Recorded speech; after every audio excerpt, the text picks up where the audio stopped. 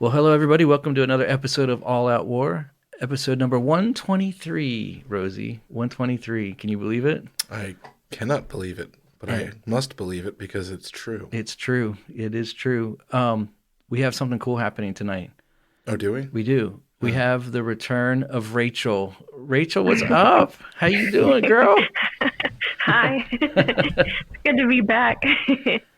I know. Although I feel like, I don't know, the phrase mom brain is so real. I think it's just, all my brain cells go to my kids every time I have them, and I have a hard time forming sentences. So you're very brave asking me back on here. Well, it would be wrong for me not to let you come back on. First of all, I don't know what you would call my brain because I'm worse than any mom would be. And I've never actually physically given birth, so I think you'll be fine. I'm not worried about it. But man, just don't mess it up, or else we're gonna kick you off mid-show, and it'll be really embarrassing, and you'll never be able to. Yes. Okay, do what you got to do. And I won't be friends with you anymore. Oh, wow. I'm just kidding. Man, so you had a baby. Tell us a little bit about it. It was great. It actually was great. I'm not even kidding. I would do it again. I have a feeling you will. I definitely. Yeah, I love it. I love the home setting best, I think. So if I could have it just like that again, it'd be wonderful. But yeah, it's just been. You remember Jim Gaffigan saying that? What's it like having, I think, 4 kids? It's like you're drowning and somebody hands you another kid. Right. Pretty much how it is. But it's awesome because no matter how sleepy everybody is, it's like love actually grows. Mm-hmm. It's like the tangible picture of that. So I really love that. But we were very tired and just soaking in a lot of cuddles and spit up and good stuff. And all of a sudden it's been 2 months since I had a baby, which is crazy. Yeah. That is crazy, man. I know. You know what? It's funny. My wife and I had that conversation about when we were pregnant with our third, where I felt like, man, we're outnumbered now. It's like before we could one could take one could take the other. You could divide and conquer, but now we were outnumbered. And the last two were so close in age. They were like 14 months. So it was like, man. And I remember the conversation about being like, how am I going to be able to love the first one comes and you're like, oh my gosh, this is amazing. My heart's exploding. And then you have another one. You're like, oh my gosh, my heart's exploding. Is this even, I feel a little guilty how much I love this one. And the other one's there. And then you have a third and it's somehow like your heart enlarges for each one. Mm-hmm. I don't know. It's pretty cool. But then there's days when they're like the age they are now and you want to like strangle them, which is very real. Whenever they're done strangling each other. Right. Oh, yeah, that too. Oh, man. Well, congratulations to you and Andrew both. I'm so happy for you guys. Thanks. Yeah. Thanks for feeling very blessed. And you didn't name it Turner, which I was disappointed by, but there's... Unfortunately. she would have had a weird name. So, man, awesome. Well, you're back. All right. So that's good news, and everybody's happy and that's listening to this right now. Mm-hmm. Rosie, what do you know, man? Oh, hey. Did you know that the East India Company, you remember the East India Company? Yeah, I It do. started back in the old day, is now actually owned and ran by an Indian businessman. Okay. He bought it in 2005. This guy named Sanjeev Mehta. That's actually not a very difficult... They fooled him. Yeah, so he bought the East India Trading Company, which is pretty interesting because they started it up, the British, and that was the big thing that Gandhi fought against. And so they... Oh, really? Yeah, the East India Trade Company was the ones that... there's a lot more. There's a lot more to it than just trading, teas and stuff. Oh, right. Heroin or not heroin, opium. But well, yeah. Back in the day, yeah. So wow. There you go. Okay. Cool. I got another. Did you know too? Okay, what's that one? All right, because this one kind of struck. I was trying to think of a way to make it timely, because I was like, oh well, we're kind of dealing with maybe a war kind of going on, if you believe there actually is a war going on. Right. That involves that. But so the normal story that is popularized by the media, movies, Hollywood, all that stuff, is that if you remember in World War II, the Enigma machine, the German machine that transmitted all the codes that they used.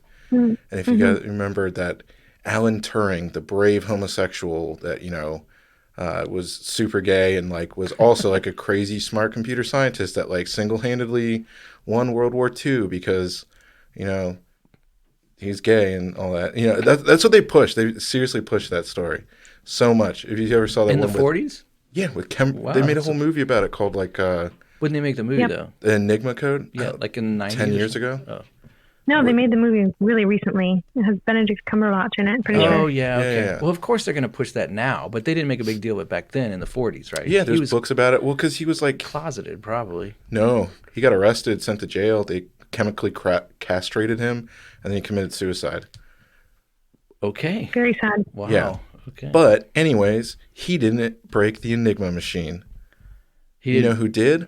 A bunch of Polish people. 6 years before he did. So I am reclaiming the story on behalf of all my Polacks. Everyone, they always say that I love finding out about like more things about the Polish that they just get stolen all of our accomplishments and Yeah, everyone they do. makes dumb jokes about the Polish. Well, we broke the Enigma machine in like 36. 1936. 1936. Cool. So like almost immediately, Right. if you remember, that's Yeah, 1930. Yeah, 34 very close to was, yeah. right when it started. Mm-hmm.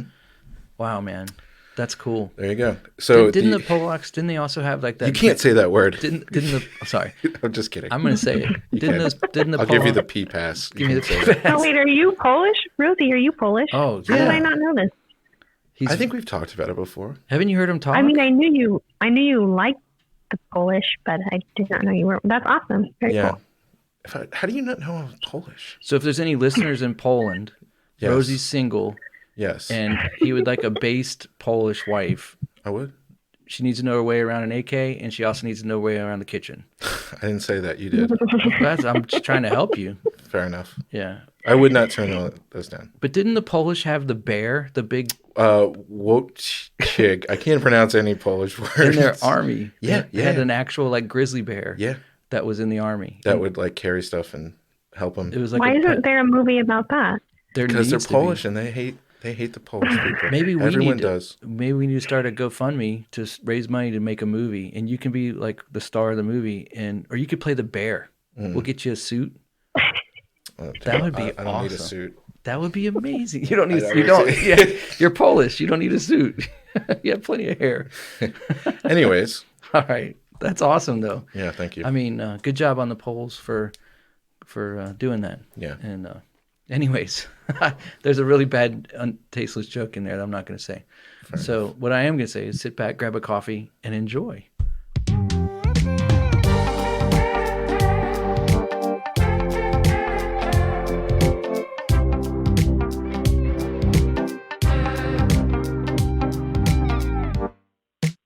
You're listening to the All Out War podcast. That's right. With Rosie and with Rachel. She's back.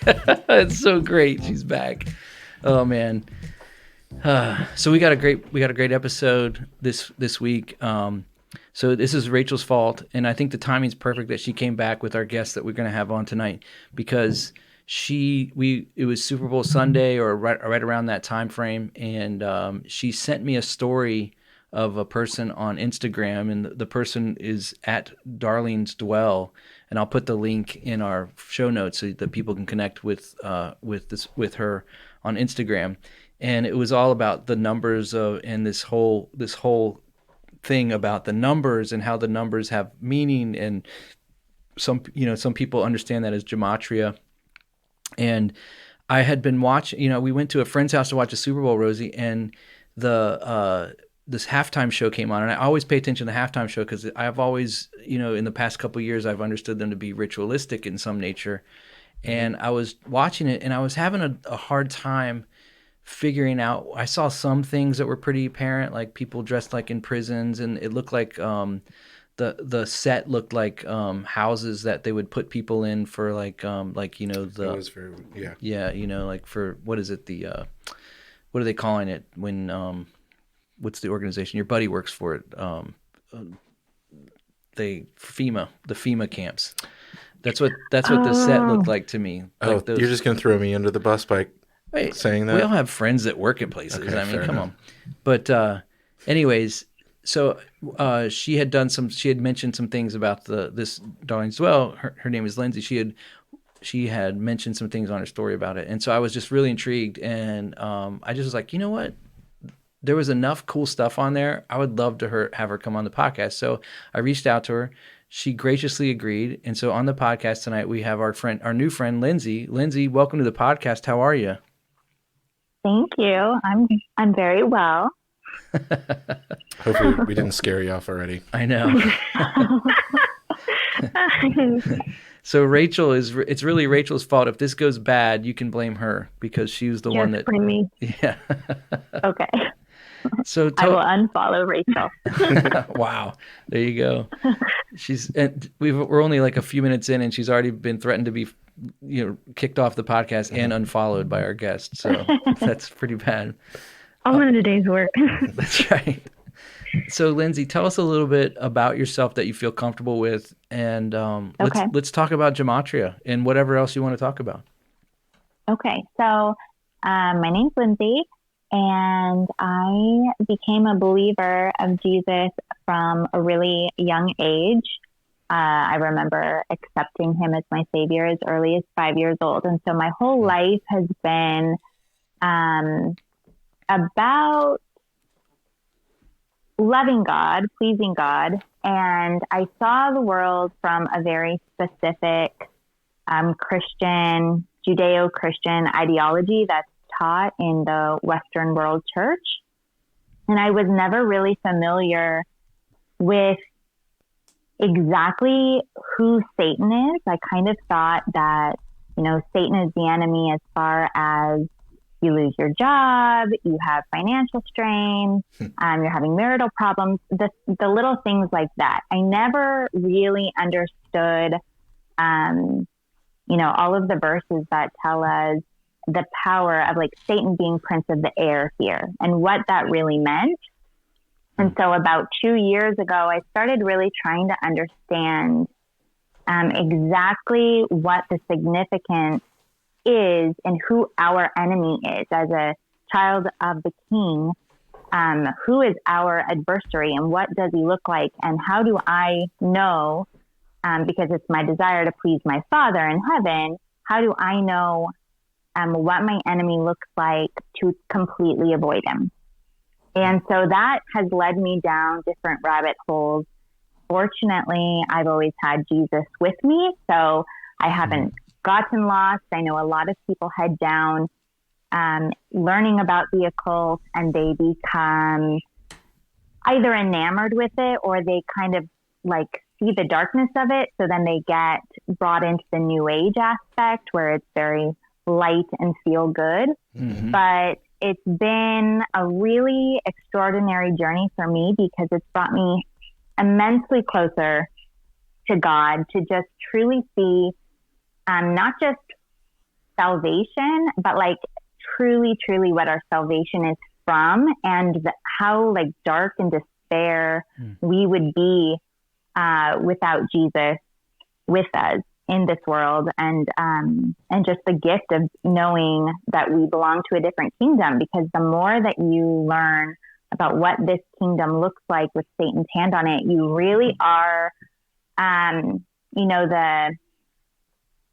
all of Paul's words, right? Of like, to die is gain. You really understand it as you detach yourself from Babylon, essentially, because that's when you start learning this world, you realize that we are in captivity in Babylon, and it is our desire to get out of it. Yeah. No, that's real. That's right on.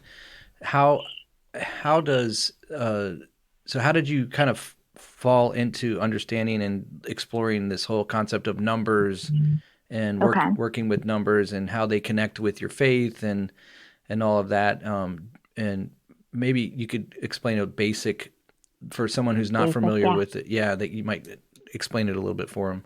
Yeah, and I'm definitely not an expert. I just, through my learning, I started learning about Freemasons and the like top elite group of the world are all in this secret club. And so what I obviously don't have access to what they do, but there's plenty of information online as to how they worship Lucifer. The upper degrees of Freemasonry all are Luciferian, and they use Kabbalah, which is like mystical Judaism, as part of their religion. And so as I'm learning more about Freemasons, which, you know, they're worshiping the enemy and their hand is all over the world. So it essentially they're Satan's minions doing, you know, his work for him. But so when I got turned on to Gematria, or like the knowledge of it, it was basically just from understanding that because they use Kabbalah to worship Lucifer, that made me look into what the number, like why there's importance in numbers to them. Yeah. And it all comes down to numbers are very important to the God of Israel, right? And so in Judaism, one of the sects of Judaism, I'm not sure exactly which ones outside of Kabbalah, but I know that there are different ones that use Gematria for biblical study purposes, because in the Jewish faith, they tend to be really big on using numbers in how they worship. I'm not sure if it's part of what brought them away from being able to see just the truth, because they added so much more. It kind of adds this esoteric hand to their faith, right? And brings them out of just the pure truth that's in the word itself. So they would take each verse, because Gematria is essentially applying numerical value to each letter. And so they would take phrases or verses in the Bible, and they would like calculate what each word or phrase would be, and they would try to find the connections where else that pattern of words are and make connections. From my understanding is that Genesis and Revelation are the most filled with Gematria, which is why Freemasons are most faithful to the book of Revelation and the book of Genesis, because they believe that all of that coding that they find within the pages is for them. So originally the intent for Gematria for the other groups of Jewish believers, they would use it just purposely for trying to understand God on a deeper level. But then with Kabbalah, they use it mystical, and they're like, I mean, Gematria is just math, right? It's just a calculator that's saying like A equals 1, B is 2. So there's, so can I believe, oh yeah, go. I just want to break in. So, and I'm sorry to interrupt, but for the listener, No. it's actually pretty, this was a technique that was used by the scribes as well, because I don't know if you've ever heard the phrase, it doesn't all add up. That actually comes from, they would assign a numeric value to each letter, and then as they were the scribes were copying the Old Testament in the scrolls, there would be a numeric value for each page or each book or whatever, and so they would add up the numbers, and that they had for the letters that they had written, and if the numbers didn't match up, then it didn't add up, then they knew that there was an error somewhere in what they had recorded.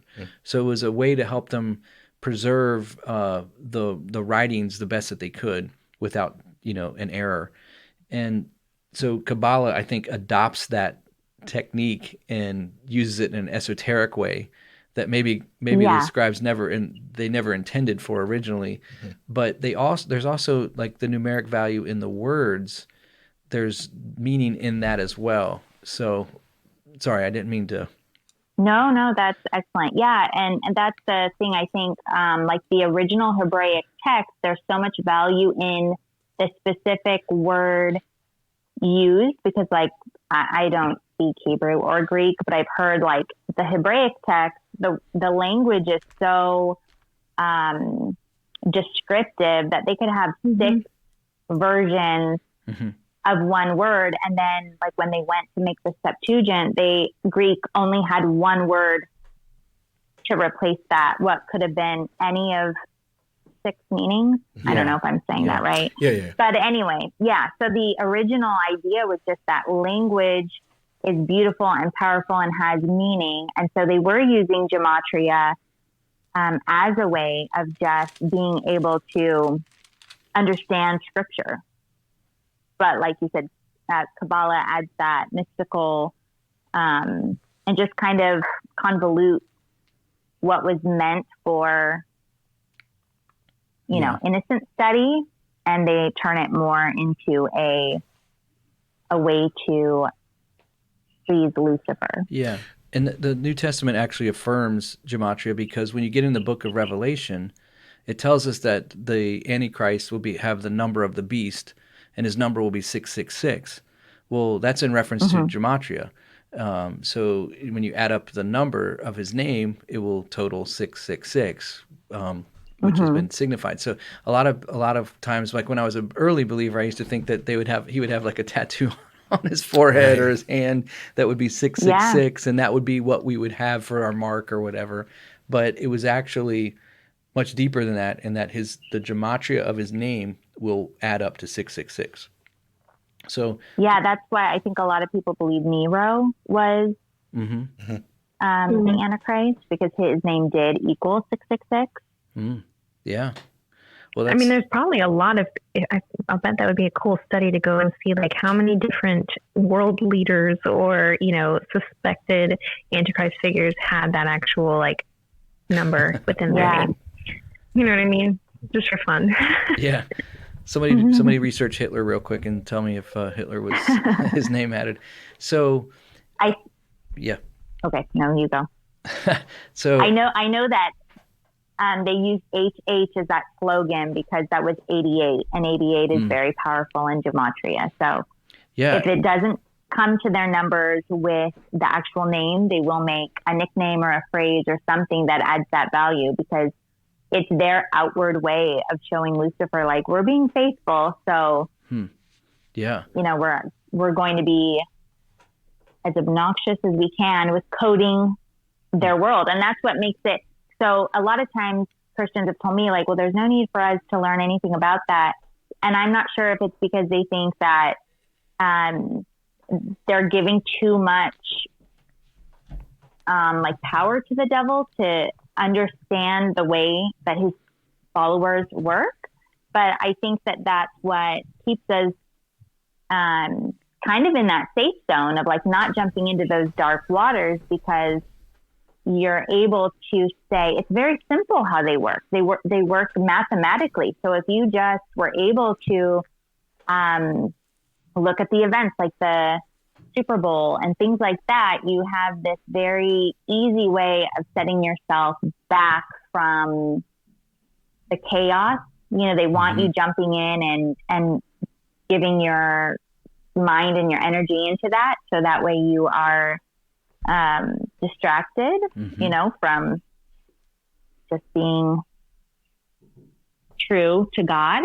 They want you caught up in their ways. So however the devil can get you looking at him, he's going to do that. And so that's why I think it's really kind of nice to know about this, because it's like them waving at you saying, like, we're doing this. And then you can emotionally step back and be like, I don't need to be caught up. Sometimes just being aware of some of the numbers is like, oh my gosh, this headline is like ridiculous. It's so blatantly obvious that this is just a big attention grab, and it's obviously something that stirs feelings up within people. But like to be able to see that and just spot that and be like, wait a minute, like, is everything fully revealed, or are we only seeing the mask of what's happening? Yeah. Yeah. Now, I was going to say, I don't want to jump back a little bit too much, but when you were talking just about like, I'm not sure if, I think we talked about this before, but I don't know. I think it's pretty, I'll say, first of all, I'm really excited that you know, just we're talking about this now because I've been kind of on this kick, thinking like this kind of train of thought, and things have been, I mean, I think it was Carl Jung that said like, you know, talking about meaningful coincidences all lining up, and I don't give too much credence to that, but it has been interesting that a lot of stuff that I've been kind of narrowing in on has been all about the power of like words, and I just kind of want to go into this and kind of take a step back, that we had talked about how Gematria is tied into this higher kind of esoteric learning of I'll say rabbinic Judaism, especially with that Orthodox Judaism. And we've actually kind of started, maybe this has been part of it too, that we've been started this kind of series on going through Jesus in the Talmud. So I've been kind of more diving into this, but you know, I think I said on that episode, it was very interesting kind of learning more about you know, the Talmud, and it's a whole nother subject that I'm not trying to get into, but they were talking about Gematria and Kabbalah as integrate, you know, listen to a lot of, not sermons from rabbis, but they're talking about it, and they're saying, you know, things like Gematria is basically the power that comes from studying the Torah, the Talmud in Kabbalah, and the power to be able to do all the crazy stuff that comes with, you know, the study of Kabbalah and the practice of Kabbalah is based in the words that are, you know, given these numeric values. And it's you know, so powerful. There's this one guy I was listening to, this rabbi, and he was talking about basically there's a number of not criteria, yeah, I guess basically criteria that they won't even basically teach Orthodox students. Like they have to be above the age of 40. They have to be, I want to say, like married with a family, in good standing, have been brought up in, you know, I keep wanting to say the church, not the church, the temples, or the study of the Old Testament, the Talmud, all this stuff. And so, you know, before we get too much into the kind of, I'm not trying to downplay it by any means, but some people may start hearing the stuff where we're looking at and say like, oh, you crazy people, like, why are you looking into, you know, how the numbers of these people line up, or you're just looking for stuff that's not there. Why should we care? Or, you know, I get asked these things all the time whenever I'm talking about it. So I'm talking about myself as well, that people can just start looking at me like, you know, I have 5 noses on my face or something like that when I'm going into it. And basically it always comes back to, like you had said, getting into like the upper echelons of what the Freemasons believe about the people that run the world. And the stuff that we're going to be talking about is kind of a double, there's this, you know, I've never studied the occult in reading their own literature. I can, there's enough people that have actually read it and then just tell, you know, write books about this is what they're talking about without actually having to dive into it. But they talk about, you know, these principles of having to, you know, if they're going to reveal, basically revelation of the method, they're going to put it out there so that people, you know, basically looking back, they can say, well, if you knew Gematria, you could look at this headline and put the numbers together and know that we're about to do it. So we're basically telling it, you're agreeing to it, and therefore you're like a willing participant in whatever act that we're trying to do. because Mm-hmm. you have all the information, dummy. Like, basically they're saying you could So stop us if you want. So you're talking about the revelation of the Yeah. method is like pre-telling you, like when you watch a magic trick and he's like, I'm gonna make this, this coin come out of your ear, and then he like does the trick and distracts you, and you look away, and then all of a sudden he pulls it out of your ear, and you think that it actually was pulled Well, out of your ear. yeah, I mean, not to go too much into it, but I mean, this is the idea of predictive programming. Like they'll put things ahead of time, and then basically because the people all see it or assumingly understand it, or we have all the information placed ahead of us before time, because we didn't stop it, and therefore it happens, we're willing participants in it. Yeah, I So see that's what you're this saying. Yeah. occultic thing. So I'm sorry, this was We just give permission. exactly. And that is biblical because they get it from Satan having to be granted permission from God. And so Exactly. they work in the same. Like from Job, you mean, in that story of Job? Is that where you? Yeah. Yeah. Right. Mm-hmm. So yeah. I wanted to say one thing too. You mentioned a minute ago too. You were talking about the occult, the power of the occult, and one of the things that you alluded to was the power of these numbers and how symbols are so important to the occult.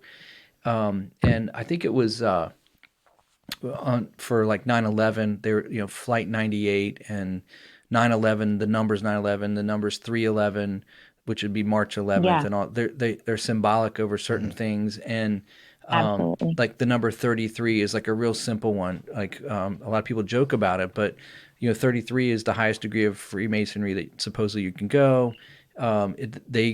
I heard, and I can't confirm this, but I heard that they derived that 33 number because that was the year that Jesus died on the cross. How old he was His when he age, died. yeah. His age. Yeah. And so that's symbolic for them of some sort of victory, the death of Jesus. They take that as some kind of, they wear that. And so when you start noticing these numbers, like I have a guy I work with, I jokingly told him about this, he's sort of waking up, and I was like, yeah, just look for the number 33. You're going to see it everywhere. You'll see it in news reports about 33 people came down with COVID and 33 people died in this and 33,000 people did this or whatever. I said, just keep looking out for the numbers 33. And he, like a week later, he was like, I can't believe it, man. It's everywhere. I was like, yeah, I know. It's so everywhere that I just am numb to it now. I see it so often. But they have other numbers too. Like, so like the number 98. I think you mentioned 98, didn't you? Did I? Oh, maybe not. No, I think you It did. was in my head. Yeah, you Maybe, did. yeah. Well, I know 98 for Crowley. Like Aleister Crowley was a big thing. Yeah. With Yeah. Oh, I said 88. Yeah. Oh, 88. That's what it was. Okay. Yeah. Yeah, but there's lots. There's a lot, but then there are ones that are like high power ones that they like to really use. And they really don't branch off. Once you get the whole list of what they like to use, they really don't use that many other numbers, which, and you mentioned coincidence, like there's a point in life where things just can't be that coincidental, where everything lines up. Yeah. Because even the 9/11 event, every plane, the passenger seat that people were seated in, like everything in the stories all numerically fit this script of numbers that are important to them. So it's just crazy that even if like those weren't the real numbers, not in that event, but like any news thing, right? If it's only 8 people that died, they'll say 9 people died because 9 people mean more to them than 8 people. Exactly. Yeah, that's crazy. So let's go back to the Super Bowl for a minute. I don't know if you can remember some of the things that you posted there. You might want to pull up your Instagram and look at it. I know. But I'll try to go ahead and then I'll go look. Yeah. So well, first, Super Bowl is a ritual that they do. Yep. And so that's just a high energy night that all of I don't know how they harvest energy, but like it's done specifically. So everything in the game, the teams are chosen based on their Gematria that go with like Super Bowl, whatever year it is. And like everything's down to like detail. It's just crazy how planned out things are. Nothing is spontaneous in their world. It's really that we live like the world is a stage. They're putting this show on for us. Exactly. But yeah, so one of the big numbers I remember was like 56. 5 and 6 together equals 11, and 11 is huge for them. So they like 56 a lot. And for some reason, there was a lot with that number for one of the teams. I guess I can go and look. You talk while I try to find it. All right. Well, the 11 is important because it's the two towers in Freemasonry. You got Boaz and Chakam. Yeah. Chakam, I think, is the other one. And so those. And that's what the Twin Towers were made after. Did you know that? That's what their names were. Yeah. Isn't that crazy? Wait, what? Yeah. You didn't hear about that? No. They had named the Twin Towers. Each one was Boaz and one was Is it Chakam? I can't remember the name of it. Is it Joachim? Joachim. Yeah, I That's don't know it. how to pronounce it, but yeah. It's Joaquin in Spanish, but yeah. Yeah. Like a phoenix. Oh. Right? Yeah. So, I mean, 9/11, we should do an episode just on that at some point because it's just... We it's- haven't? What? I feel like we've talked about it enough where we should go in depth. We've alluded to it. You know who's done great work on 9/11 is a guy named William Ramsey. You should check out his stuff. He's awesome, man, with that. But yeah, so the 11, it stands for the two towers. And if you look at any Freemason imagery, they always have these two columns on each side of like a staircase or whatever. Whenever you look at Freemason artwork or imagery, Black checkerboard, black and white. Yeah. yeah, the black and white checkerboard. They call that Mason stone or Moses stone is what it's called. Mosaic stone. But yeah, and that represents the light and dark, the battle of light and dark, like the Duality. The duality, that's right, of the light and dark. And so, and I, from what I understand, and I've delved into Freemasonry a little bit, not enough for sure to be considered, someone who's qualified. You just got up to the 8th degree, right? You didn't go all the way up. That's right. They kicked me out. You stopped paying your dues. That's what Exactly. That's right. But the duality is that they look at darkness as a good thing in the sense that it has to exist if there's light, there has to be dark. And so they have to coexist because they need each other. So they don't look at darkness as like evil, like where you and I would look, we would look at darkness and be like, that's evil. I don't want to have anything to do with darkness. Yeah. They would say, no, darkness isn't evil. It's necessary. And so it's not Yeah. bad. Well, that's how they can also tie it in with, openly when they talk about, I think Albert Pike was the one who wrote a lot about this. And Lindsey, you might know more about this, but I mean, the whole thing, if they're, that's why they worship Lucifer, the light bringer, the Satan, it ties in with that. And the flipping it around of if they need the darkness to, prove the light almost, that this kind of duality. So it can't be. So it would make sense that they worship the one who is the light bringer, the shining one. Which is again completely. Which is what Lucifer means is light bringer, light bearer. Light bearer. Sorry. Yeah. So Lindsey, what'd you find out? We gave you time. Well, I didn't save any of this, so I'm over on the guy's page who had shared stuff. So yeah, like their names or even their jersey numbers are specific. What's funny is I jokingly said to somebody, I was at a Chinese restaurant. You know how they have the menu with the little, like the year of the rat, the year of whatever.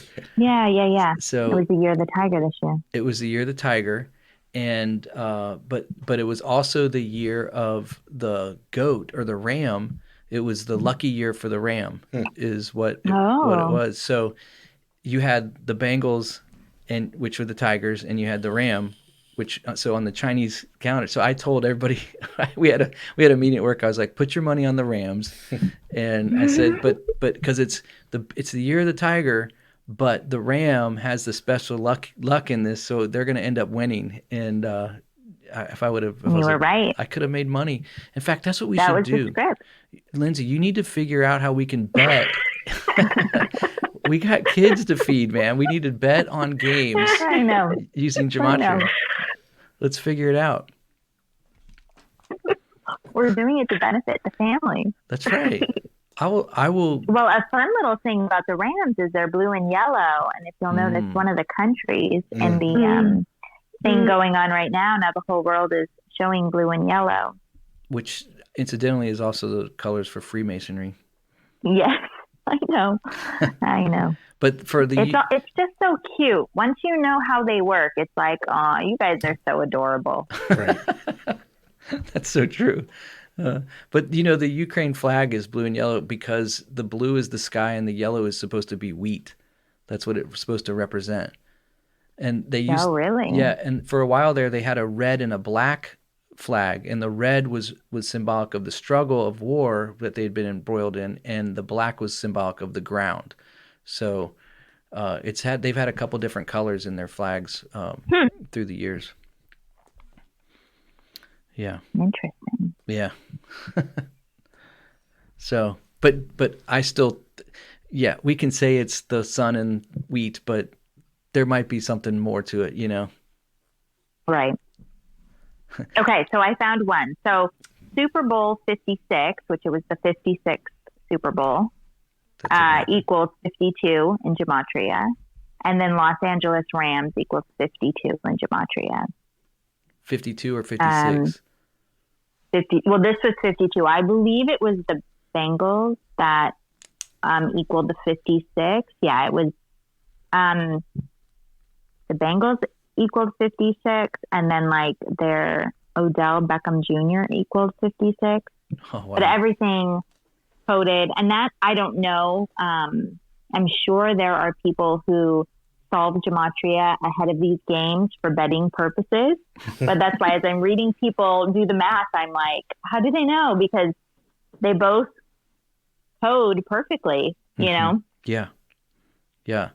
So what just amazes me is like now there's computers doing this for them. How difficult was their life when they were, 150 years ago trying to code out every newspaper article that the public would have in their hands? They like had to still do what they do now, but it would have been a much larger task to solve the math for everything. I have a pretty simple, I think, explanation for that. They were guided by the hand of Lucifer, by evil demons. I mean, I was going to say, like, when you go to think of it is, like, even just going through, you made up a great point, or you didn't make up a great point. Let me watch my words there. You made a great point about the differences. You know what? I was going to say this ties in perfectly with kind of the event that is happening, that is totally happening right now in Europe. That perfect example. We don't know what to believe because I'm not going to get into a rant about the war, invasion, whatever is going on over there.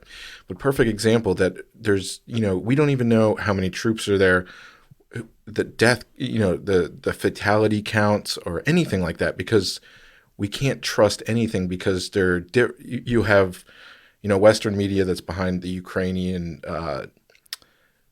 non-separatist movement, and then you have all the Chinese media and all the media that is backing behind Putin.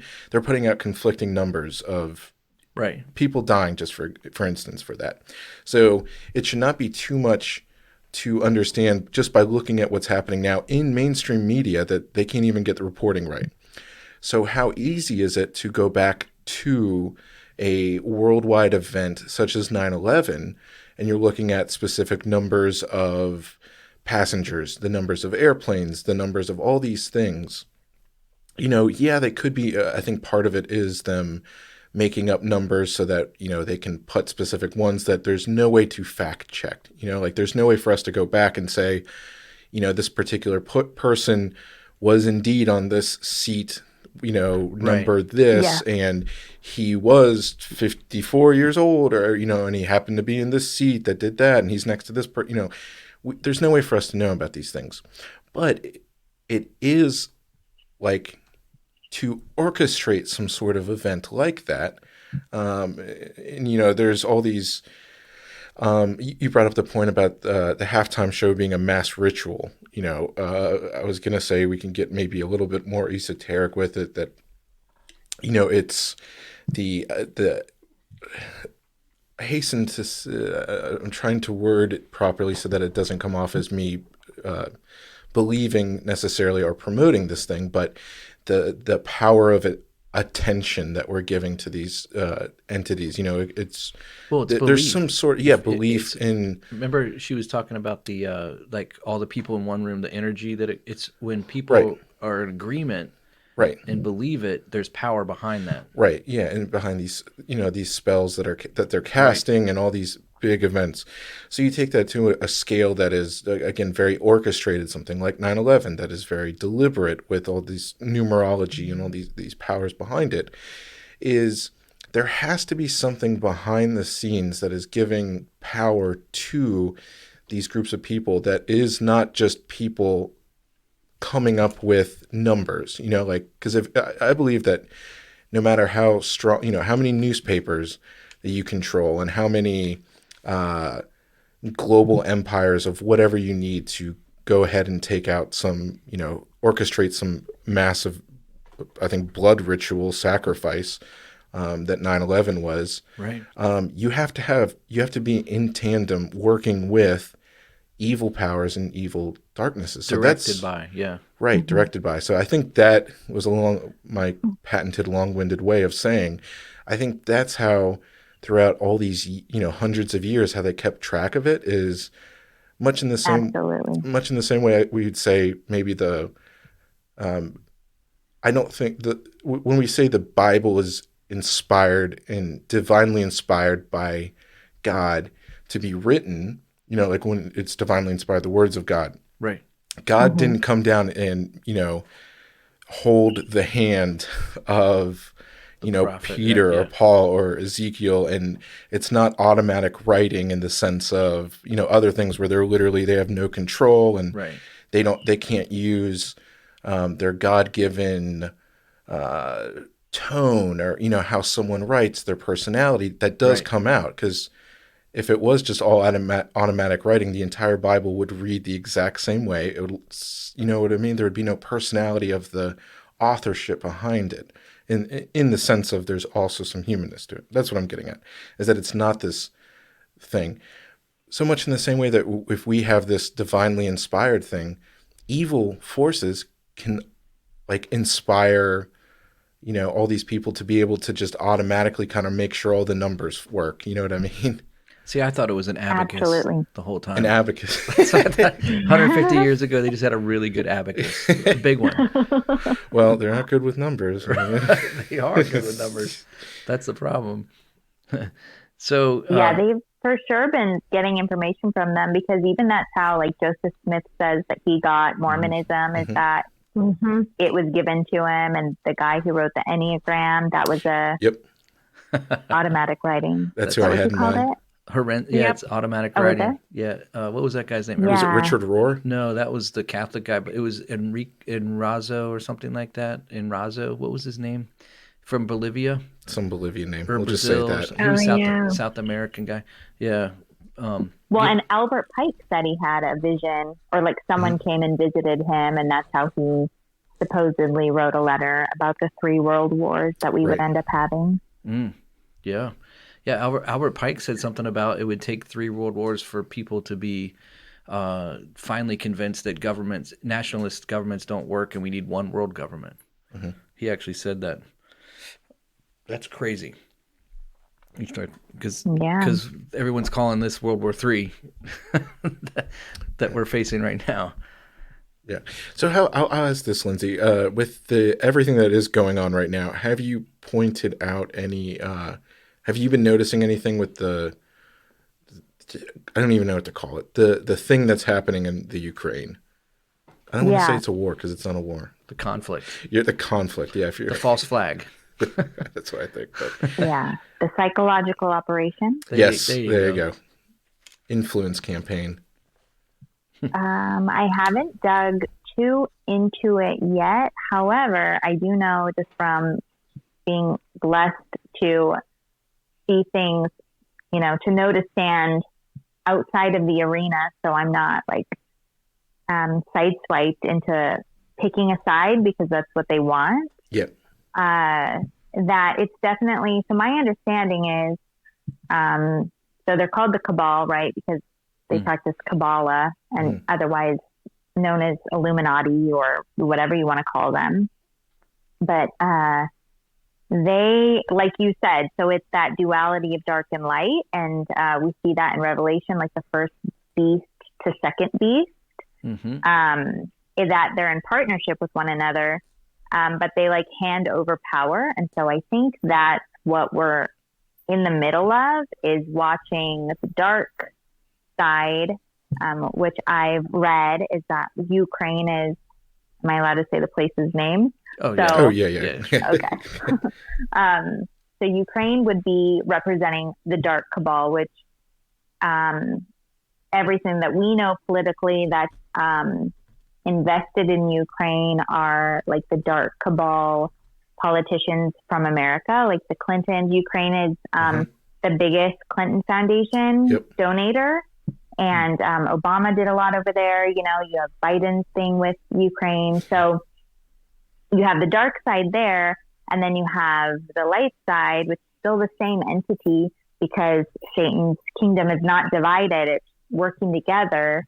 Then that Russia would be working towards the light side, which I know it sounds weird because light people, I mean, when you talk about Jesus as capital L light, it's a positive thing. And so when you're talking about the occult and you're talking about the switch from dark to light with a little L, people really get confused as to like the light, like the light in occult doesn't need to look beautiful, right? Because it's still darkness. But to them, it's that duality of just being the other wing of the bird, you know? So I think right now we're seeing they're trying to make the phoenix die, and then we'll see the phoenix rise as the light, the transfer of power kind of the false light switches. I don't know when that'll be. Yeah, the false light. The Great Awakening, like they're going to call it a Great Awakening. That's what I've been hearing. Right. So I've heard that's been the programming, is like the New World Order is coming, and that's the dark light system of the future that's very grim, and like you'll own nothing and you'll be happy. We'll eat bugs. Yeah. So, and then the light one is the Great Awakening, where, you know, and that's the deception. So I believe biblically that people will. You think that they're going to sell? So just, I'm not trying to pin you down, but do you think that they're going to try? So if I'm reading right, what you're thinking is the dark side will be defeated by the light side, even though they're working on the same team, and the light side will be an emergence of a false light of peace and of a new era, but that would place it, according to what you're saying, that would place it coming from Russia's side. Is that right? Yeah, I don't know that it's necessarily country specific. In the sense of, you know, for the American side, that would be Trump and his whole team, I guess, the names associated with him. Yeah. Or any politician in America that been verbally against mandates, things like that people really feel like they support the people. So these are the good guys. The white hats. Yeah, the white hats. Yeah. So, just this, like, we're gonna save you from, like, look how your life was going to be, and we are going to offer you peace and safety. I was gonna say that's another thing. It's a great point that I really appreciate is like I think I've heard it called the problem reaction solution. Is that they, you know, come along and create a problem and then offer a solution that and then we all willingly, oh, now we're in this problem. Oh, they're giving us a solution. And so we're going to like embrace it with open arms, even though like, and that's a way to make someone like they wouldn't have to introduce a problem if everyone was already going to go along with whatever they offered as a solution. So, like if I can't think of an example, but the COVID is a perfect thing. Like you can't get everyone to knowingly, go accept these crazy vaccine mandates, or like you said, not owning anything, having a subscription-based lifestyle in all facets of everything, not owning a car. You're going to rent your car. You're going to rent your cell phone. You're going to rent. You're going to have your food delivered to you. You're not going to own. It's going to be like on a daily basis. You're going to have, your house. You're not going to own it. You're going to rent it. All this kind of thing. Most people would not give up. Not give up owning their own things. Or maybe they do. Maybe I'm a little too optimistic that I think more people would hold out. But until you introduce this problem that makes everyone, basically the intention is they're going to keep the problem up until enough people actually give into the solution too. It's this thing that they could have ended the looking at Australia right now, the UK, basically when Boris Johnson looked around, saw everything that's happened with Trudeau, like he's like, I don't want this to happen to me. I'm just going to go ahead and COVID, and COVID ended. You know what I mean? Mm-hmm. And Australia is still going down, doing whatever they're going to do. And we basically, the US, no one's been talking about COVID until the whole Ukraine situation started. No one's been talking about that anymore. It's just been assumed, and they've gotten the result that they want. That's that false kind of light thing going on. It was what you're getting at, right? Sorry if that's completely off base. Yeah. Yes, that's what I'm saying. Now, the funny thing is, being a believer who's now like kind of awake to both sides of the bird, it's actually a rarer thing to know other people who recognize it, because so often it's almost like easier to fall into one of the sides. Just be like, oh, this side is right and infallible, or, they make really, really good points, and sure, they're not perfect, but I'm going to, adhere to this side because it's safe, versus stepping outside of the sides and being like, okay, as a believer, what does the word say about what I'm going to be doing in the end times? I'm going to be persecuted. And am I going to go down, fighting for my American rights? Probably not. I'm probably going to be beheaded for my belief in the Lord. But, if it comes to that. And so you realize, like, wait a minute, fighting for this fallen world and these fallen systems, that a lot of unbelievers are, on the side of the freedom fighters.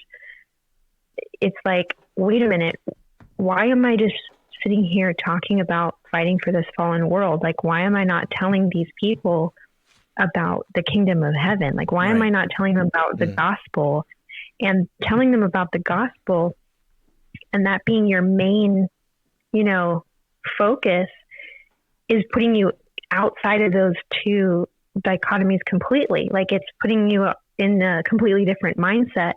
And sometimes it makes the conversations a little bit uncomfortable, because people just want you to pick a side, and they want you to pick their side of, well, do you agree with mandates or not? Or do you agree with, this war or not? Or pick a political party.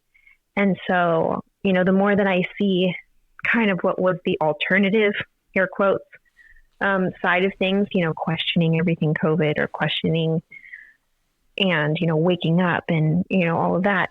So many unbelievers are now heralding that message, and they're not heralding the gospel. Right. But a lot of believers are flocking to that side, because they are still under the illusion of the spell. America is a Christian nation, or America is a, all of the founding fathers were believers, or whatever. And I'm just like, hold up, wait a minute.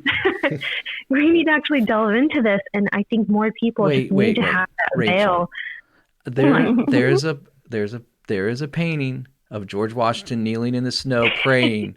You can't tell me our founding fathers did not love Jesus. It's in almost every pastor's office in the country. It's true. Evangelical It's pastors. Very true. Yeah. Very sad. They wish there was an I Israel agree flag. totally with Rachel. I'm with you on that too. And it's the duality. It's a duality. Yeah. The left-right paradigm, the light and the dark, you're either for Ukraine or you're for Russia. You're either vax or anti-vax. There's no nuance to it. It's always being pushed to a black square or a white square. One or the other on the checkerboard there. And that's what exactly playing into their hands. And when you get set free from that and you can stand outside of the board and see the pieces a little bit, it's actually entertaining a little bit, but it's also so freeing because you don't have to play by those rules. That's I do. Well, and to be honest, I think that what Rachel mentioned, so there's still a huge group of believers jumping on to, we'll call it the right side, right? The conservative American freedom pro side that a lot of unbelievers are, parading for. And that is the dangerous part of that's the wide road, right? And so the narrow path doesn't look like what everyone else is doing.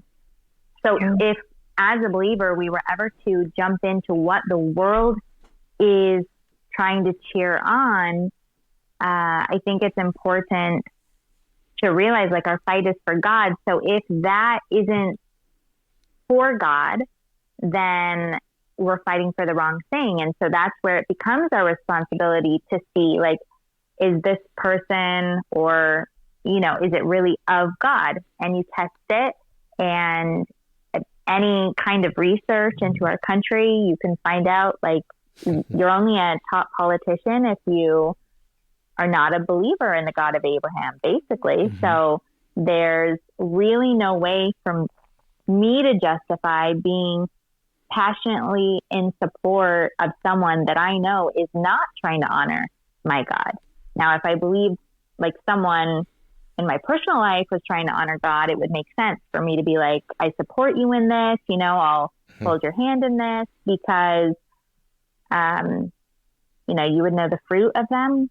But as we watch our political leaders, it's very concerning, I think, as a believer now, like Rachel's saying, that's completely removed from either side, and still seeing these people justifying that I can have God and I can also have this world and fight for this world to be what God wants it to be. But truly biblically, it wasn't, Jesus didn't come to make this world, the kingdom, right? Yeah, he was right. getting people to the kingdom. So I don't think our fight is supposed to ever be for our freedoms. I know our flesh wants our freedom, but, we definitely are called for a specific fight, and that's to get people out of this world and into the kingdom, Paul even echoes that. He says our battle is not against flesh and blood. So it's not an earthly fight. It's not a fight that's, these kingdoms are all going to fall. And I think I said this on another episode, but, in a conversation with another pastor friend of mine, he was like, we were talking about the end times. He's like, it's going to happen. The one world government's going to happen. It's been written. Yeah. So why are we trying to stop it so badly? You can't stop it. God prophesied it's going to happen, and everything he said that's going to happen is going to happen. So what's the next thing that we should be doing? Well, he already told us the Great Commission. We should focus on bringing the gospel to all creation. So we have our orders. It's kind of funny though, but I think, God's going to, in these last days, he's going to bring people out. He's going to bring people out of their slumber and wake them up and, be able to share with great faith and faithfulness in the last days. I just think that's, what's going to happen. So, I mean, you could be onto something here, Lindsey, because, you know, how, the church doesn't ever talk about gematria. Like I don't think I've ever heard a sermon. I've been, a believer since 1988, and I don't think I've ever heard a sermon. I've barely any pastors teach on Revelation anymore. But maybe episode like this would help someone understand that, oh yeah, Revelation actually talks about 666. What does that even mean? And then they'll stumble on this, because the church isn't being faithful, Yeah. I don't know. I think it's really because people haven't tried to see Satan. And unfortunately, for a lot of human beings, they won't acknowledge that God is real until they've had proof that Satan exists. And once they see the enemy, then they cannot deny God. And that's one of the whole reasons why these secret societies exist and worship Lucifer in hiding, because if they outwardly had their faith, people would be like, oh, well, clearly, if the most powerful people in the world worship the devil, then God has to exist. Right. So, everything is about hiding truth and hiding Jesus. And I think it's more important to know than a lot of believers believe. Is it salvational? Absolutely not. But it's absolutely crucial for truly removing yourself from the world, and also really taking, in Matthew, when Jesus says, be wise as a serpent and gentle as a dove. I think, he doesn't just say anything coincidentally, right? Like, why a serpent, his specific wise animal that he used. And so it benefits us to be able to understand the way our enemy thinks, because that's what makes us wiser to avoid him, right? And you can take all this information in if pastors were educating themselves on the occult and that heavily influence that is around everything that we do as believers. If they put more significance on it, not to obsess over it or to live in fear over it, but just to have a healthy idea of where it is that we are in the world, like what is around us. And I don't know, I lost my thought, but just I think it would just be beneficial, because then you'd be like, okay, I get it. Like, my spirit, I'm still supposed to be gentle and meek and kind and take care of the poor and the orphans and the widows, and I got it, Lord. And I'm going to see my enemy, and I'm not going to fraternize with the things that you've called me out of. Yeah. And that's part of the problem, is we're in love with comfort, and we're in love with the things of this world, and they've infested the church. Our services are designed around things that are gonna be worldly comforts. We got to have the right coffee shop, we got to have the right comfortable chairs. Wait. We got the right. We have to have. You were just hopped way over a big presupposition. Okay. You said we have to have a good coffee shop. Presupposing that there is a coffee shop in the church in the first place. A lot of churches have, or coffee station. I don't mind coffee station. Yeah. Although you know what? Here's what did you know for you, Rosie. When I had COVID in December, I couldn't drink coffee after I had COVID. Good, coffee's terrible. You shouldn't drink coffee. So I started drinking tea. No, it's not, Rosie. Yes, it is. Listen, God, Hebrews. There's an entire book in the Bible about coffee. Yeah, I'm sure. Okay. Anyways, I had this morning for the first time. I had coffee. I tried it again because I've been missing it, because it's been since December, and I forced it down. But it tastes, for me, for whatever reason, it ruined the taste for me. Good. So no. So I know, but that's a side note. But anyways, my whole point of this was that there is a great comfort that is enjoyed in the churches today, and people look for a church based on what their needs are. Oh, they have a great children's program. Oh, they have this. The worship's great, or the pastor makes me laugh. Whatever it might be, and they're missing a great aspect of what it really means, and what the church purpose is. And those many churches are still proclaiming the gospel, and they're still teaching the Bible at some level, and I'm not saying like we have a better knowledge here or whatever, but what I am saying is that warfare is real and it's spiritual, Mm-hmm. and the church should be on the front lines, and we should be the ones that be equipped to do the war. And I don't think a great part of the church is equipped and ready to go to war. Yeah. They're just not spiritually.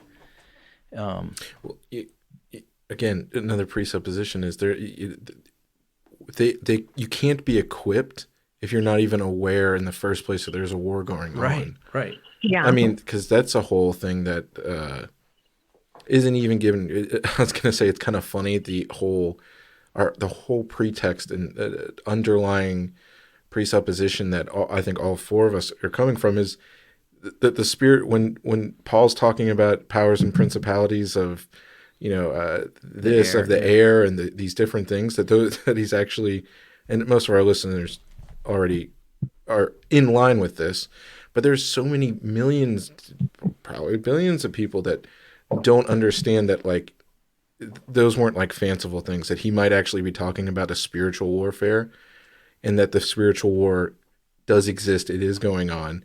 So, I mean, that's what's even sad, is you can't be aware of a war that's going on if you can't be equipped to fight a war if you don't even know that there's a war going on. Right. No, You know that's a what I great mean? point. Yeah.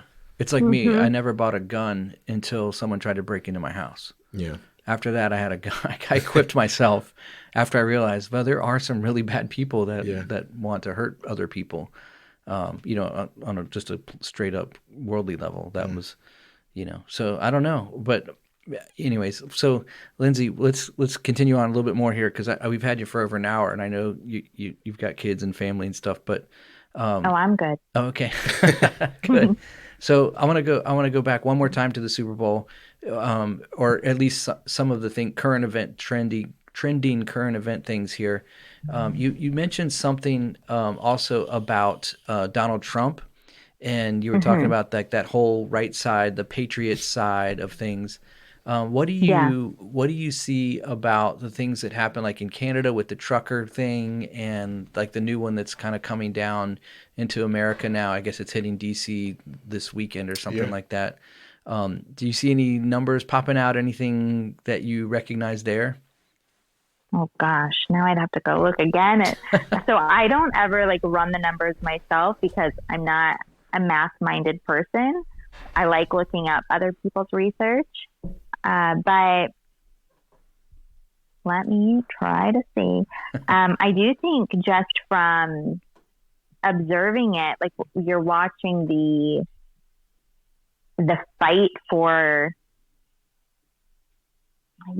just that, the light part of it, because everybody's going to think, and I do believe that at some point the convoys and everything else will be successful to the point where the people will think they've won, and a lot of believers will twist that to be like, God is blessing us. We've turned this nation around. Trump's back in office and he's a Christian, and, Wait, what? tyranny king. Hey, I've heard people say it, so it's got to be true. I mean, he didn't have to ask for forgiveness for anything, but Right. Yeah, he doesn't need to ask for forgiveness. He eats his little cracker. He drinks his little wine. Isn't that what he said? 2 Corinthians. 2 Corinthians. 2 Corinthians, yeah. He said, I wouldn't want to pick a favorite verse. They're all my favorites. Yeah. So I do know that the convoy, so the American convoy all codes to Trump specifically. Let me try to look. Although your podcast viewers will be like, well, this is boring listening to her read. No, they won't. Won't. We've literally read books. We've read books on here. Oh yeah, we read through. What about that blog post about the alien? Oh gosh. We read from a secret society's book that we read different secret societies. So that was kind of cool. But that's Rosie's thing. He loves that, man. That was his idea. So, but I when I think, about the false light, it is interesting, that like even the slogan, like "Make America Great Again." I'm gonna have to go back and do some gematria on that phrase and see what some of those numbers add up to. Yeah. I've Yeah, seen well, see, I've seen several people post about that, even like MAGA, like yeah. the numbers, it's very blatant. And even what that means, that's like a high, in the Church of Satan, it's a witchcraft thing. MAGA is, Oh wow. yeah. And so everybody like wearing it is just advertising or, like channeling that spirit of Yes, man. whatever evilness. And I do know this because that's, as you're trying to, feed people little bits and wake them up, they're like, no, no, no. Trump can't be representing the light because everybody hates him. Even the media hates him. And that's part of the whole stage is that I believe Trump equals 88. I'd have to, do it to look up. But I know that Orange Man and like the different nicknames that they would give him that's leading the population to believe like, oh, they mock him. But it equates to a superpower number for Gematria. So that's why they're using it, right? And so then the energy that the left is getting off of like, yeah, they're insulting him. This is amazing. It all feeds into whatever it is that they're doing. I didn't mean to cut you off, but I was going to say much in like the same way when you're just talking about like chanting or people using the same word. That's the whole thing with when you were saying that MAGA is a spiritual term or occultic, I can't remember the exact term you just used, but I mean, that's the whole thing when people are walking around, when you get millions of people or hundreds of thousands or however many people are at these rallies, all, again, it's this, you're feeding the attention and all these, things of, if you get a group of 50,000, 100,000 people at one of his rallies and they're all going MAGA, MAGA, MAGA, like chanting, literally chanting a occultic term, perfect term. Like that's how you're getting you're getting the people to do these things. Like when people are doing these rituals, these occultic rituals in terms of, like not a seance, a divination, or yeah, I guess a seance, or you're trying to do some sort of, Babylon working, where you're trying to use these codes to invoke a power or bring a demon here. There's, why do they have spell books that are passed on and with phrases and that are words, specific? Yeah. You have to say this, you have to learn, people there, I've read about stuff where they go and they learn how to speak Latin so that they can do the syllables perfect. You know what I mean?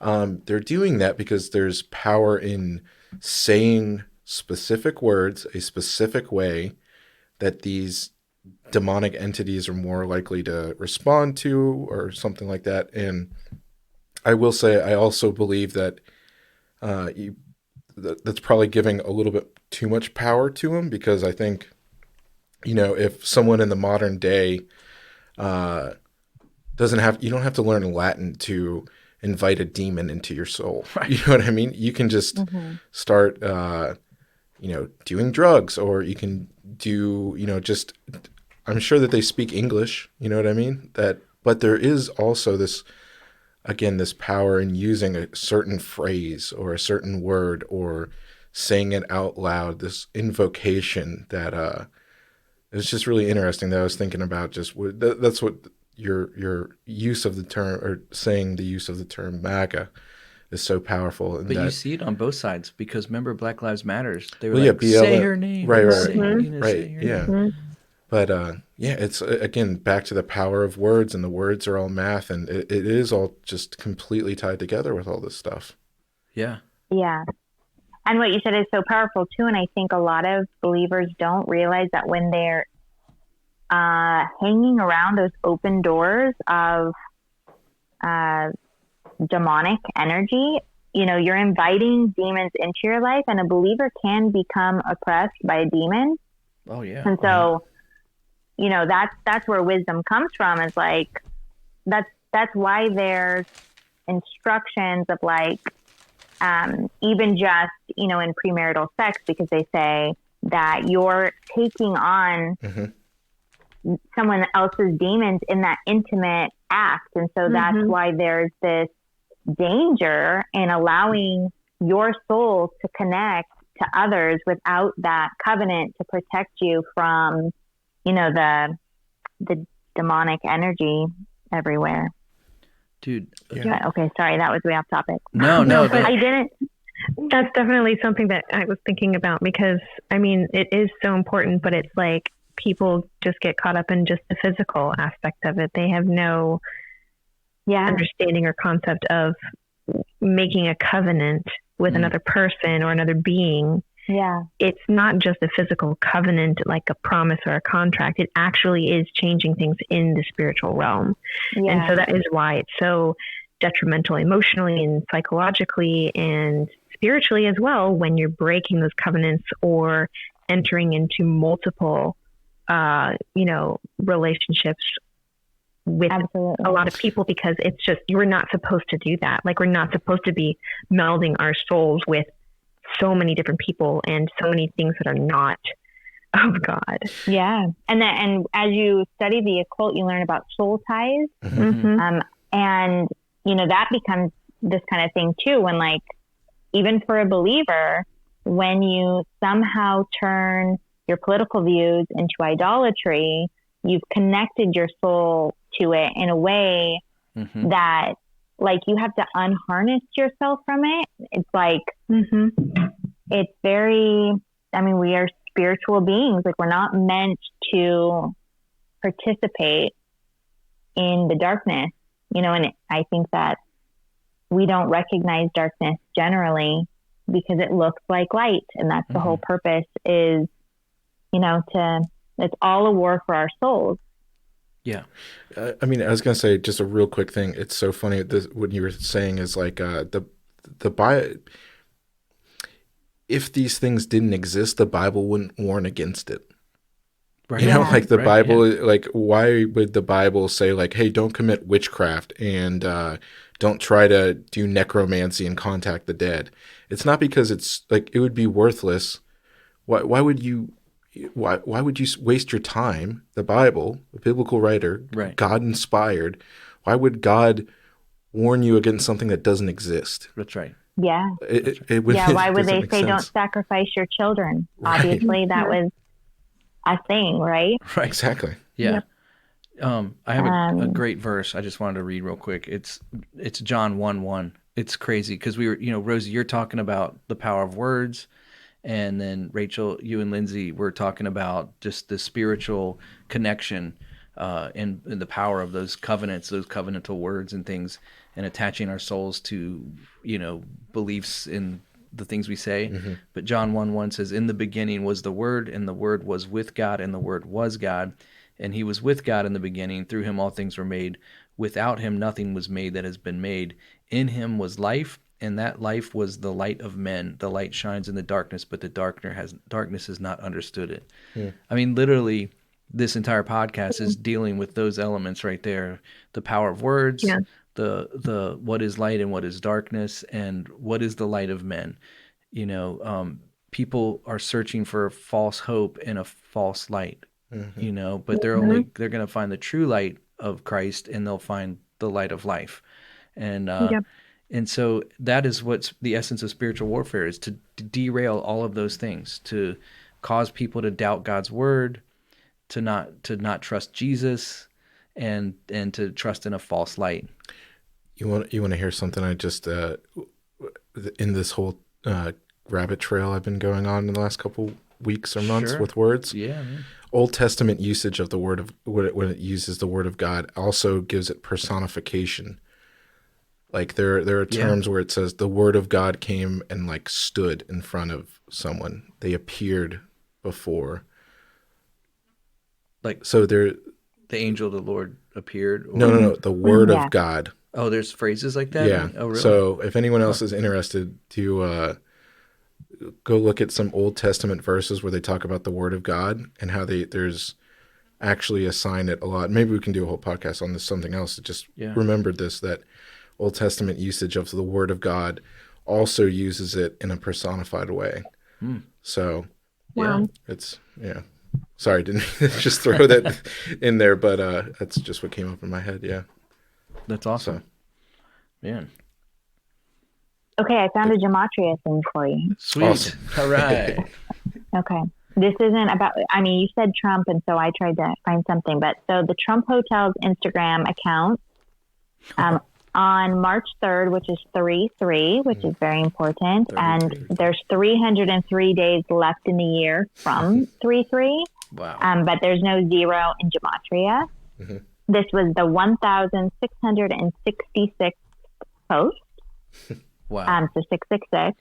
And so I'm not sure what the post was, but just that hitting the 666 on 33 is significant. But when you take, so Donald Trump's name equals 48 in Gematria, and 666 equals 48 in Gematria. Interesting. Yeah. Trump's the Antichrist. We just figured it out. It would be nice if it was just that easy. Right. Right. People will believe that, though. So strike that from the record. I'm not proclaiming Trump to be the Antichrist. Yeah, we already went through it. It's Emmanuel Macron. Emmanuel Macron. Yeah, that's, a lot of people think that. Did you guys have an episode on that? Yeah. I can't remember how long ago. Not exclusively the Antichrist, was it? Or Yeah, I we think did it was, like an end time series. We were talking about it. Yeah. Now that is very interesting, Lindsay. I'm not sure if you've ever. I can't remember what the website that I found, but it lists like, I don't know. There is a lot like about specifically with Emmanuel Macron. It was like there's Gematria in his name, his full name. The fact that I think it was like he was of Roman Empire descent, his actual biological lineage. It was really weird. So I was gonna say, I say that as a joke, and but then his whole wife thing, the whole weird thing. Yeah, he's probably gay. He is. And then you have that Daniel 6 verse about the Antichrist not having desire of women. The Antichrist is gay. But also, apparently, and this is just an aside, it might not have anything to do with his relationship status, but to be the desire of women in that time frame was to be the mother of the Messiah. That's true as well, yeah. And so he did not want to be the Messiah, so maybe he's not even trying to be, but then also maybe his mother didn't believe that he was the Messiah. So I think that it's interesting his beliefs that he's adopted, to look into those as well. Is he adopted? Do we know that? No, beliefs that he took on. I believe that his parents were not believers at all. Oh, yeah. And then I believe that he become Catholic at the age of 12. Man, you know way more than me. I haven't dived into He's this. He's a big fan. Yeah. No. It's this analysis of it. It's just like a lot of odd things stand out about him in particular. One of them being he decided to become Catholic at the age of 12. Okay. That's amazing. Which oddly enough, Jesus entered the temple at the age of 12. Yeah, interesting. You know what's funny? I had a lot of people have been saying, this is out of nowhere, that Zelensky is lining up with the Antichrist. Really? He's come out of nowhere on the global scene, but he's asking for war, not peace, though. Yeah, no. That's the thing, though, with like Trump and Zelensky. Both of them are almost like caricatures. They are. You know, like they're like almost like cartoon characters. No, and they're characters in a play, man. We're watching the play. Yeah. We don't do plays anymore. It's movies. Even Trudeau, I'm like, Trudeau obviously would not be, because he's a buffoon. So it's got to be somebody really savvy, you know. Right. And I'm thinking either not Putin, but like that's why Macron is like checking a lot of boxes, because he's very like, he's playing things low key, but he's actually very what's the word? Charismatic or instrumental. Yes, and also not being obnoxious and not being, you know, made a mockery of. Right. Like a lot of people are actually like aligning to his side and his cause and wanting them on his team. So well, the French just they just initiated peace talks between Russia and Ukraine. Oh, wow. Yeah, they hosted them. Wow. That Hmm. happened yesterday or today. Or did they? Yeah, Yep. There you go. I know. And I said it. I said it 3 years ago. Proven right and again. and the Just kidding. and the minister, the prime, some minister in Russia met with Israel, with Netanyahu, privately Mm. Mm. this week. Hmm. I don't know who it was though. I can't remember. So it's like know the key players and Mm. watch the stage. And I just I'm just hoping for the trumpet blow so we'll get out during the intermission. There you go. That's my It'd be hope. nice. I But don't know. I've got my popcorn because I think I'm staying for the full show. Well, like I said, I hope for that, but I prepare for the worst, right? You hope for the best, but Yeah, prepare for the worst. You know, for sure. I mean, it doesn't matter. There's not enough ammo. There's not enough food that you could save up. There's not enough. There's really just the Lord. That's all you have. Mhm. So Amen.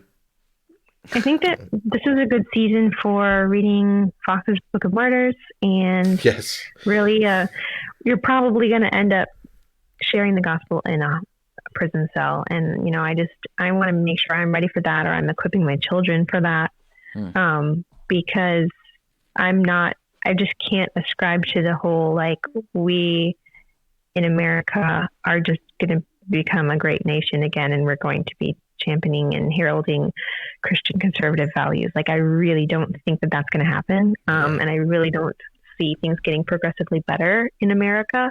And so to think that we somehow as believers are going to, through our becoming a conservative nation again, we're going to bring the kingdom down, that is not biblical whatsoever. Right. And so it's a huge distraction.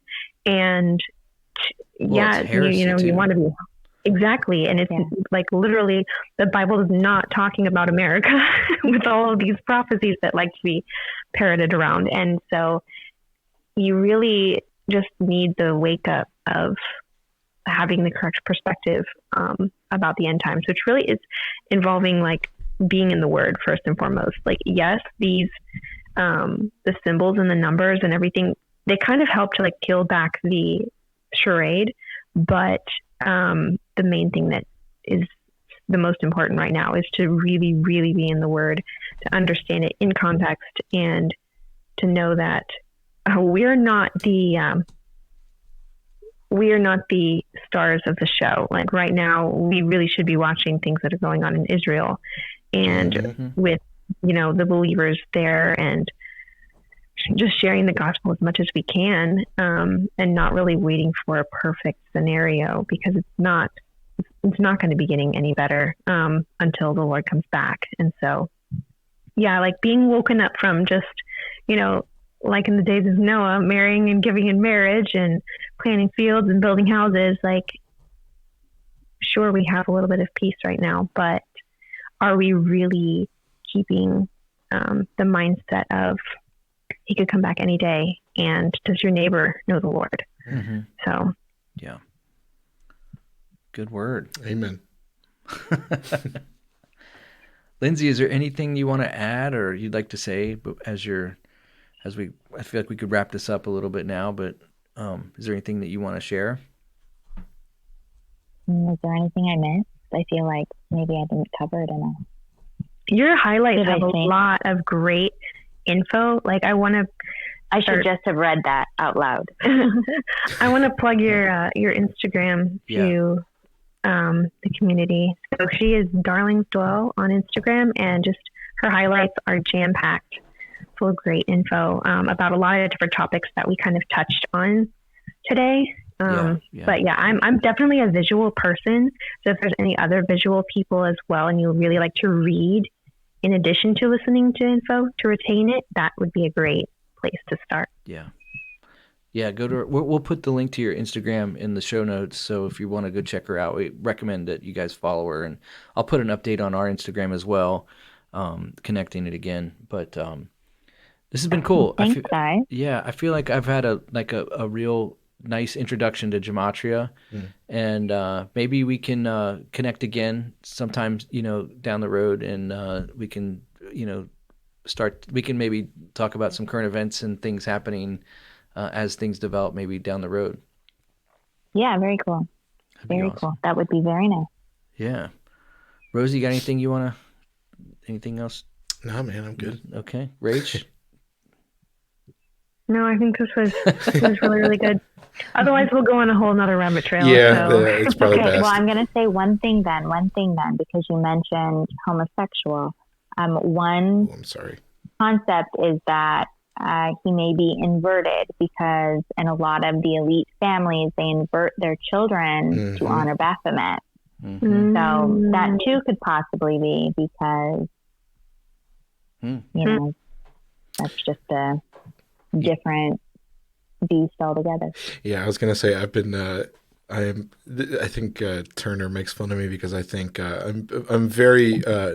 How do I phrase this? I don't want to say I'm very big into it because I'm not like that, but I'll say I'm pretty woke to the fact of like elite gender inversion couples, and I basically think every female celebrity is a tranny and all that stuff, just because of just how big of a mockery it is to the God's Creator. the creation. Yeah. Of there's no I maybe there is. I can't see any bigger mockery of God's creation than literally changing everything. It's to change it from being in His image.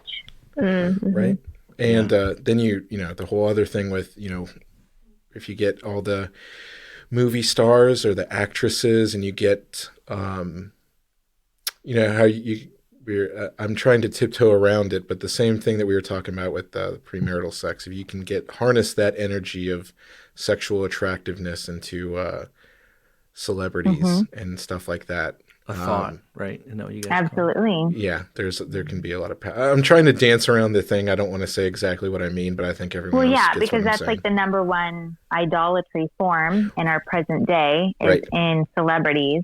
And then if the majority of them are inverted and men are lusting after supposed women and vice versa. Wow. I know my husband and I do have that when we watch a movie. Every now and then I say, do you think she's a man? And so you look at the hands and the chin, and then all of a sudden you see like a close up of their hands, and you're just like, it's a guy. Yeah, and suddenly a lot of actresses in Hollywood have Adam's apples. Once you look at the neck, it's crazy. Yeah, and the fake pregnancies too. I was gonna say that's the biggest thing. Everyone, my friends always just give me crap about. They're like, "What's the crazy?" We'll be sitting around playing poker, and they're always like, "Okay, tell me the craziest thing you believe." And then I'll say like, "Why is like 90%, if not more?" I don't want to go full bird like I 100% believe all of it. So I'll go with 85, 90, a very high percentage of actresses in Hollywood. Why do they all adopt kids? Why can't they have their own children? Well, now there's like and then they're like, oh well, no, a lot of them have it, don't they? And you start looking at like every single of these actresses, and they're like, oh, they adopted. And I'm not saying there's anything wrong. I'm just saying, why can't they? It's peculiar. Give birth. There's a very high percentage. Well, I will say this from a vanity standpoint. And preserving their bodies because you just never know what you're going to get after you have a baby. Right. It does wreck a woman's body, that's for sure. But it does put you out for sometimes a couple of years of just like recovery and getting back to the way that you were. And so, obviously like I'm such a huge proponent of adoption, but I can also see that it is an easier option to have a child and to satisfy that motherly instinct and just, compassion for other people. But also, like, they have a job that sometimes requires them to look a certain way. And so that's just the unfortunate reality that I feel like must be really sad about Hollywood. But a lot of actresses I know have been able to kind of get around that. Like, they were pregnant while they were filming and weren't a pregnant character, if that makes sense. So I do know that there are some women who legitimately were pregnant. But I would say for a big majority, that's probably one of the reasons behind that. No, that's like logical though. But like Rosie, the Twitter account that I sent you that one time of that person. I can't remember what it was, but I'm with it. they literally like break down the gait of the walk and like the hips are this way and this and there's like every person is not what you think. Tom Brady's a chick. Yeah, right. exactly. Yeah, right. Like I can't believe that because there's locker rooms and there's these guys. I just can't. Like, there's a line for me. I'm still not there, man, on all that. I know. I'm just throwing it out. But there you go. All of our listeners in Tampa just they just why they don't care. Tom unsubscribed. Brady's there, not anymore. Yeah, He's not there. He The retired. Bostonians that you've really upset. Oh man, they Exactly. love Tom Brady. That's right. Not They're anymore. huge Tom Brady fans. Yeah. But yeah. Anyways, so if you've learned anything from the podcast on this episode, that Tom Brady's a woman. So and his wife, the supermodel, is He's a a male. dude. Yep. Yeah. There you go. Yeah, she is a witch. Well, though. she's also a witch. Yeah. Yes, she does witchcraft, big time. There you go. Yeah, she's a white witch. Oh, that's right. So that's not as bad, I guess. No, it's still just as bad. Yeah, No, I know. we know. I was being sarcastic. Okay.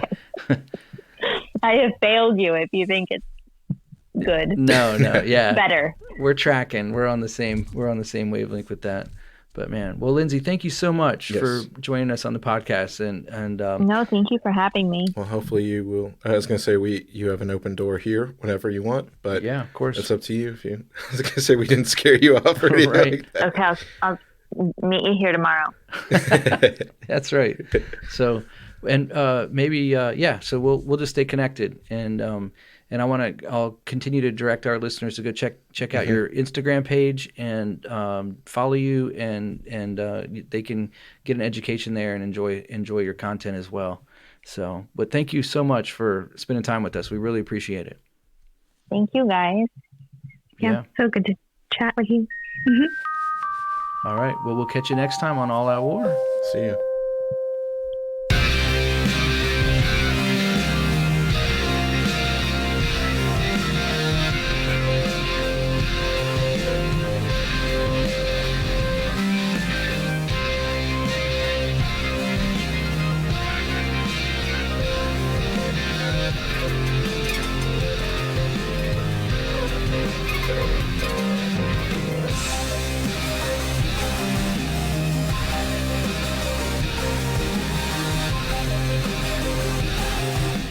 Thanks for listening to the All Out War podcast today.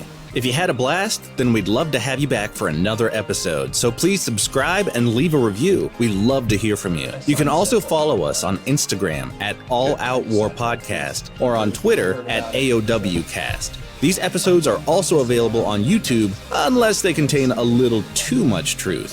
Thanks for listening, and we'll catch you next time.